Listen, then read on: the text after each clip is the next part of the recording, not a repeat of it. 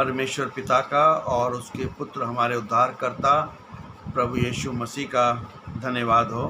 आज का मेरा जो टॉपिक है वो है प्रकाशित वाक्य की पुस्तक, उसका 16 अध्याय 1 और 2 पद, रेवलेशन चैप्टर 16 वर्स 1 और 2। और ये प्रकाशित वाक्य की श्रृंखला का वीडियो नंबर 77 है। और यहाँ पे परमेश्वर के वचन में इस प्रकार से लिखा हुआ है, मैंने मंदिर में एक ऊंची आवाज़ को 7 स्वर्गदूतों से यह कहते सुना, जाओ और परमेश्वर के प्रकोप के 7 कटोरों को पृथ्वी पर उंडेल दो। अतः पहले स्वर्गदूत ने आकर अपना कटोरा पृथ्वी पर उंडेल दिया। इससे उस मनुष्य पर जिन पर पशु की छाप थी और जो उसकी मूर्ति की पूजा करते थे, बुरे और कष्टदायक फोड़े निकल आए। बाइबल का ये एक बहुत ही भयानक मोड़ है जहाँ परमेश्वर का धीरज, ग्रेस पीरियड समाप्त होता है और इस पृथ्वी पर उनके अंतिम न्याय के कटोरों का उड़ेला जाना शुरू होता है। प्रकाशित वाक्य 15 में हमने जिन 7 स्वर्गदूतों को देखा था और सोने के कटोरों को देखा था, अब उनका कार्य होने जा रहा है। पहले वर्ष में हम देखते हैं कि मंदिर में बड़ी आवाज़ और अंतिम आज्ञा हुई कि मंदिर से आने वाले ये बड़ी आवाज़ स्वयं परमेश्वर पिता की है। पर प्रकाशित वाक्य 15:8 के अनुसार मंदिर परमेश्वर के तेज के धुएं से भर गया था और उसमें कोई प्रवेश नहीं कर सका था। इसका मतलब ये है कि आदेश किसी मनुष्य या स्वर्गदूत का नहीं, बल्कि स्वयं न्यायकर्ता परमेश्वर का है। और ये आवाज़ दिखाती है कि अब पश्चाताप का समय समाप्त हो चुका है और परमेश्वर जो प्रेम और दया का सागर है, वह जब पाप और क्रूरता के चरम पर पहुंचने के बाद न्याय करता है तो उसका क्रोध अटल होता है। वर्ष 2 में हम देखते हैं कि पहला कटोरा और दुखदाई फोड़े, यानी कि जो बॉयल्स उनके जीवन में आए, पहला कटोरा सीधे पृथ्वी पर उंडेला जाता है, जिसका प्रभाव केवल उन लोगों पर है जिन्होंने पशु की छाप, मार्क ऑफ द बीस्ट 666 ली थी और जो उनकी पूजा और उनकी मूर्त की पूजा करते थे।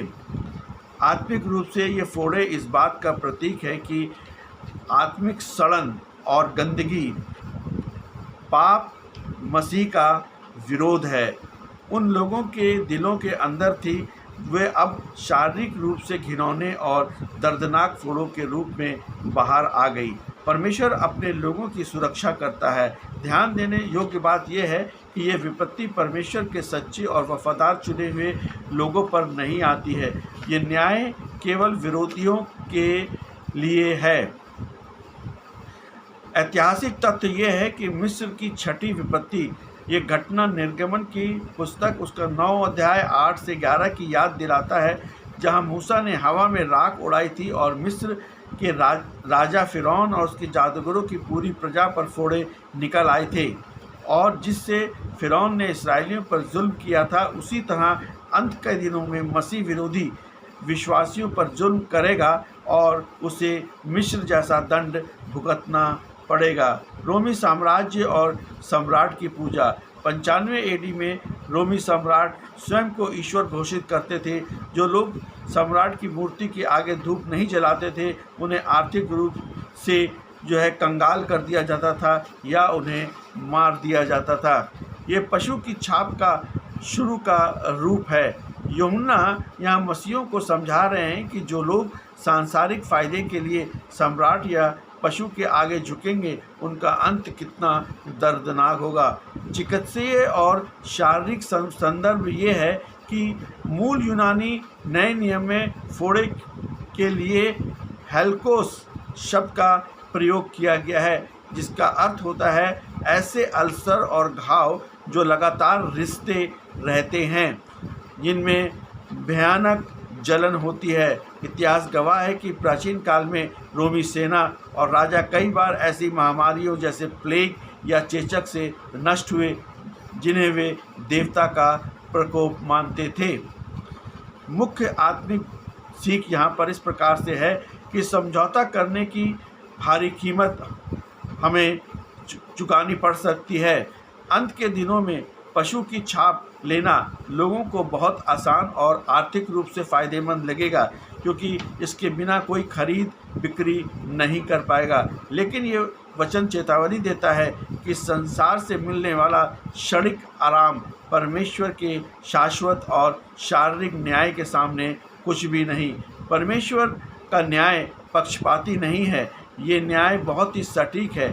ये अंधाधुंध पूरी पृथ्वी को एक साथ नष्ट नहीं कर रहा है, बल्कि चुन चुन कर केवल उन पर आ रहा है जिन्होंने स्वेच्छा से मसीह को ठुकराकर दुष्टता का साथ दिया। वफादारी का प्रतिफल बहुत है, और जब पूरी दुनिया मसीह के विरोधी के पीछे हो जाएगी, तब भी जो लोग कष्ट सहकर परमेश्वर के प्रति वफादार रहेंगे, परमेश्वर इस भयानक न्याय के समय उनकी रक्षा करेगा, जैसे मिस्र में इस्राएलियों की गोशेन देश में रक्षा हुई थी। इसलिए प्रभु यीशु मसीह पर विश्वास करें, अपने पापों को मान लें, अपने पापों का पश्चाताप करें और यीशु मसीह को उद्धारकर्ता के रूप में ग्रहण करें। यही मसीही जीवन है और यही हमें अनंत जीवन में ले जाने में सहायता करेगा। आमीन।